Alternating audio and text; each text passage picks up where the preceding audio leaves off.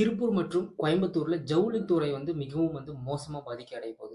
Because the reason America வந்து இந்தியாவுக்கு எதிரா 50% ஆஃப் டாக்ஸ வந்து ஆகஸ்ட் எண்டுக்குள்ள வந்து நாங்க வந்து அமல்படுத்த போறோம்னு வந்து அறிவிச்சார்ல. இதனால வந்து திருப்பூர் மற்றும் கோயம்புத்தூர்ல குறிப்பா இந்த ஜவுளித்துறை வந்து எங்கெங்க வந்து அமெரிக்கால இருந்து சப்ளை வந்து ஏற்றுமதி பண்றாங்களோ, இல்ல இறக்குமதி பண்றாங்களோ, அந்த ஜவுளித்துறை வந்து மிகவும் வந்து மோசமா ஆகப்போகுது. பிகாஸ் வந்து ஏன்னா அவங்க ஆல்ரெடி வந்து அக்ரீமெண்ட் போட்டிருப்பாங்க. ஸோ இங்கேருந்து நாங்கள் வந்து ஜவுளித்துறை வாங்குறோம், உங்களுக்கு நான் வந்து கம்மியாக வந்து ப்ரைஸ் கொடுக்குறேன்னு சொல்லிட்டு. இப்போ 50% ஆஃப் டேக்ஸை வந்து ஹைக் பண்ணால், ஸோ அவங்க வந்து கூடுதலாக கொடுத்து வாங்க முடியாது. அக்ரிமெண்ட்டும் போட்டிருக்காங்க, வேற எங்கேயும் நம்ம போய் வந்து டைப் பண்ண முடியாது. ஸோ இதனால வந்து ஜவுளித்துறையே வந்து முடங்கும் அபாயம் இருக்கு. எங்க அமெரிக்காவில் வந்து டைப் பண்ண கம்பெனிஸ், இதே வேற பிரிட்டனில் வச்சிருக்கிறது இல்லை ஐரோப்பிய யூனியனில் வந்து டைப் பண்ண கம்பெனிஸ்லாம் வந்து மேக்ஸிமம் வந்து இருக்க வாய்ப்பு கிடையாது. பட் அமெரிக்காவில் டைப் பண்ண கம்பெனிஸ் மட்டுமே வந்து தொழில் வந்து முடங்கும் அபாயம் உள்ளது. இதை பற்றி என்ன நினைக்கிறீங்க? கமெண்ட் பண்ணுங்க.